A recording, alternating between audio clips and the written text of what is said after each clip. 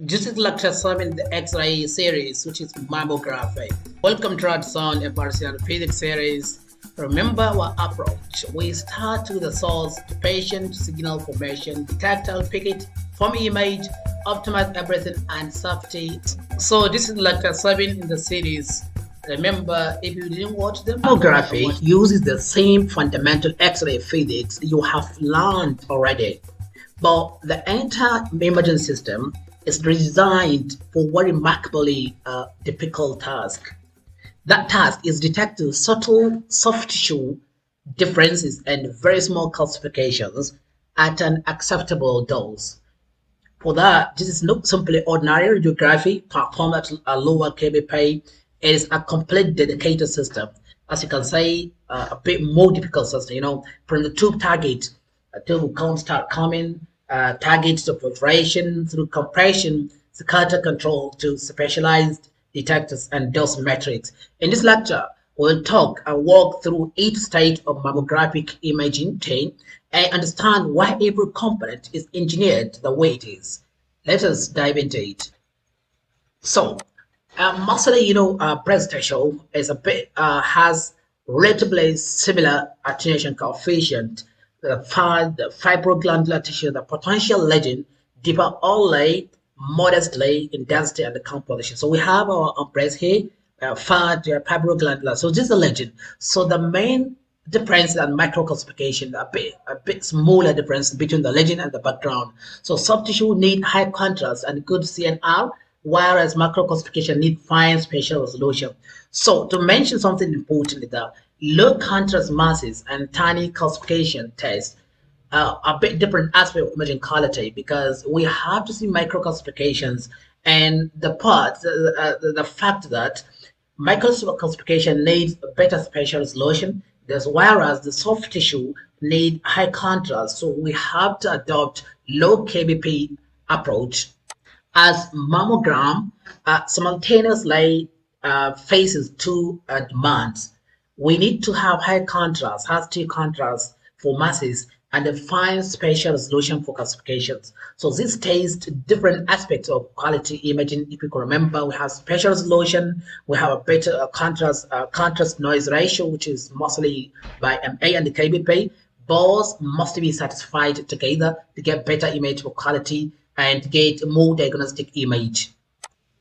So mostly in radiography, we use operate mostly at high kbp between 50 or 60, 120, produce relatively penetrating beam, but it produces poor soft tissue contrast. Mammography operates at much lower dose, mostly between 25 to 35 kbp. So it will have high contrast with a low penetrating capacity, because mostly we use it depending on the breast thickness. If it's thinner or smaller breast, mostly we adopt using 25 kbp and the lower part of the range. And then if the breast is dense, large breast, we use the high one, the upper limit, that 35 kbp of the energy. So on this energy, mostly the photoelectric effect predominates over Compton's character. If you can remember, we'll say an atomic number, density over energy.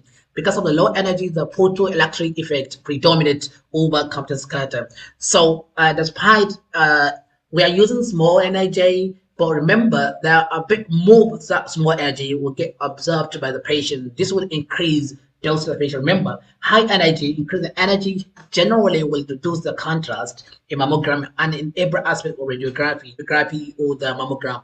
So contrast may increase, but the dose must be controlled. So we have to optimize everything and make balance between the contrast and the dose. Remember, we have said increasing kbp generally reduces subject contrast in mammography, but simply lowering kbp without limit would increase dose unacceptably. But so meaning that at very low photon energy, that would be increased dose absorption, and dose would become high to the patient without improving image quality efficiently, because the image that those energy would be absorbed by the patient and they may not, or they will not reach the detector. So for that, we have to have system to help us reduce the dose reaching the patient. Mammography tube uses specific target because it's just a target along the filter before the filter, okay? Target from the window, okay? Coming as we said last time. So go combination, we have target, we have filter to shape the X-ray spectrum for different breasts. For thin breasts, mostly molybdenum target with the molybdenum filter. We place molybdenum here and at the filter level. The target and filter we use molybdenum for thin fatty breast. So mostly the main characteristic radiation at approximately 17.5 or 18 to 19.5, or we can say 18 to 20 keV. This narrow low energy spectrum gives excellent contrast. For an upright breast, mostly we use molybdenum at the target and rhodium, that's RH, rhodium at the filter for the average size breast. So let's likely high energy through improving penetration while preserving good contrast. For thick and dense breast, mostly we use rhodium as a target and rhodium as a filter. So we have RHRH. This produces high energy contrasted peaks at approximately 20.2 and 20.7 keV. Some modern machines, some modern digital systems commonly use tungsten, the W target, so at the target level with a rhodium or silver filtration, a bit like this. Okay, it was very thick and very dense braised. Tungsten provides a broad brimstone spectrum that is then shaped by the filters K8. So these are the filters and the K8 filters that we're using depending on the size, thickness of the brace, the content of the brace. If the brace is having fatty, we use mostly Momo for thin and fatty brace. When it comes to very thick and large brace, we use whether tungsten, whether or rhodium, or tungsten, rhodium, or tungsten silver, depending on the size of the brace. If you can notice, we have most of the combination except for one. We don't use rhodium at the target and molybdenum. We then use, like, we have molybdenum as a target and rhodium as a filter, but we don't have rhodium as a filter as a target and a molybdenum as a filter. Why? Because H filtration works by selectively absorbing photons at energies just above the filter materials KH, while transmitting those just below it. Okay, this narrows the usable spectrum and removes both unnecessarily low energy and excessively high energy photons. So if you can remember, the molybdenum KH is mostly between 17.5 to 19.6, so between 17 to 20. The filter, which is rhodium in this example for average dense breast, the filter, which is rhodium, so has KH between 20 to 22.7 or 20.2 to 22.7. Mostly you can say 20 to 23. So if you reverse them, you take the rhodium to at the target and molybdenum at the filter. So now the KH of rhodium are very high, meaning that very high energy will pass through the filter and the filter will absorb the important energies that we need for the production of very good contrast. So meaning that they'll allow high energy and absorb the important energy. So that's why we then use rhodium as the target and molybdenum as the filter. We call them Ramo. Like, we don't use Ramo, we use Mora, but we don't use Ramo. Remember this, because the filter K8 must always, the K8 of the filter, okay, this filter, the K8 of the filter must always be above the target's characteristic peak energy. So we use Mora because a molybdenum K8 is less than that of filter, which is rhodium.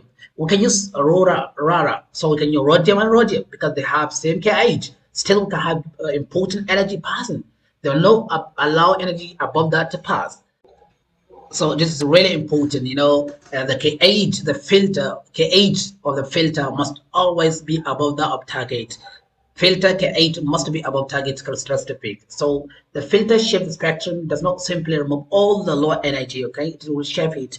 That's the important. So the K8 filtrations like photon usable for making image. Now compression. All these are methods that we can use to decrease the amount of scatter and dose. So now compression, compress the brace, so separate the tissue will be separate around the area, and there will be better contrast. The thickness will reduce, the scatter will decrease, motion at 5 will go down, object image distance will go down, so better better, less blurry, and dust will come and go equalize, sharpness will become better. So compression improves contrast, sharpness, and does efficiently, not only the immobilization of the patient. So now what about scatter control and grid use? As we mentioned in the previous lectures, we can use methods such as grid replaced by absorbing oblique radiation and allow primary beam to pass to reach the detector. This will help to decrease to have better contrast, but still it will increase dose. Instead of that, we can use air gap, but air gap will lead to magnification. So just another impact, because magnification will cause blurring. So for that, let us see focal spot and geometric so that we can manage magnification. So in brace, we use mostly the 0.3 millimeter as the standard part of the focal spot. So this is equal size, not magnified. But to have magnification, mostly we can use, if we want to magnify for microcalcification, we can use focal spot, smaller one, 0.1 or 0.15. This will allow us to magnify certain area to improve detail, but this will have negative effect. What's the main negative effect? It will affect the loading, the heat loading of the machine. If you can remember, and at the anode side, there are two types of anode, dual anodes, a smaller anode and larger anode. So if you want to use smaller focal spot, you should use a smaller anode. Still, this will affect heat loading. So the exposure time must be limited so that you can get your image. So we increase the object image distance, which is what you call air gap. Increasing that will lead to magnification. To minimize the impact of that magnification and the blurry and get the image for better, multiply it by 1.5 twice the size of the previous image. You have to decrease the size of the focal spot from the 0.3 to half of it, 0.15, 0.1, so that you can manage the geometry for better understanding and for better image quality. Remember, the image, the unsharpness, like geometric unsharpness, must equals the focal spot size multiplied by object film distance over subject source to image distance. Source to image distance, okay? So object image distance over subject image distance multiplied by focal spot. So increasing focal spot size will increase geometric magnification, geometric unsharpness. Likewise, increasing object image distance will increase geometric unsharpness. That's similar to our own air gap. For that, we use smaller focal spot size so that to decrease and minimize the main geometric unsharpness. That's the main essence of using the smaller ones. That's why in exam they will say the focal spot size that is used for magnification is mostly it is 0.1 or to 0.15, because decreasing the focal spot size will help us to minimize the. Now digital mammogram. So in digital mammogram, the remnant beam will be captured by detector, then converted into electrical signal to digital image. So we mostly use smaller pixel size. We use it because to have better fine detail sampling and the high DQE of the detector content efficiency of the detector. So that will help to make use of a Photon that hit the detector. Essentially, this will help keep low dose to the patient, exposure dose. But remember that it cannot, despite the detector in the digital mammography has very high DQA, it cannot retrieve the information or create information that was never captured. So it is important to get better positioning, better compression, every method that will help us to have better remnant beam reaching the detector. Because if the beam reaching the detector is very small and noise very high, still we cannot get better image and we cannot digitally get what we haven't captured back to the image, because we didn't have the detail, we don't have the information from the first place. So if the signal was not recorded, no amount of processing will recover it. Let's talk about exposure control, like automatic exposure control, a sensor that optimizes kbp, MS, and some machines are using target and filter combination based on the breast thickness to minimize exposure. The main AEC control the detector, control what is a detector get exposed or emit signal. It does not directly control patient risk. And generally, thicker or denser braids require greater exposure and therefore higher dose. The key dose quantity mammography, mostly we are using mean glandular dose. That main glandular, they estimate the dose to reduce sensitive glandular tissue more relevant than skin dose. Exposure control, that the AEC, we set examination. So when the optimal or the exposure set on that machine reads, the exposure will automatically terminate itself. The main glandular tissue, that's the main glandular radiosensitive tissue of the brain. The dose typically ranges between 1 to 2.5 milligray sometime per pill. So you are using whether we are taking only crinocaudal, or you're taking mediolateral or oblique ML OVO, or both of them. So for both tubules, mostly ranges between 3.5 to 4.5, or say 3 to 4 milligray. So both of them, the MG day main glandular dose depends on entrance exposure, breast thickness, glandularity, beam quality, the quality of the beam, that's the half value layer. So the thicker braids, denser braids will get exposed to mood radiation than the thinner or smaller or fatty one. So now let us talk about tomosynthesis. So what is tomosynthesis? In tomosynthesis, we occurs multiple low dose projection images, as the tube moves through a limited arc. So this projection are then reconstructed into a thin slice reducing tissue superimposition. This is particularly valuable in dense breast, where overlapping tissue can obscure lesions. On conventional two-dimensional mammography, tomosynthesis improves lesion conspicuity. You get more to say the lesion a bit better than the other two-dimensional 2D view. So, however, tomosynthesis uses a limited angle of accusation, as you can say, is going through. So the limited angle of accusation is not full as CT rotation. Means out, we can have problems because there is out of plane blurring, limited angle reconstruction artifacts are possible, motion sensitive, and a dose consideration also apply.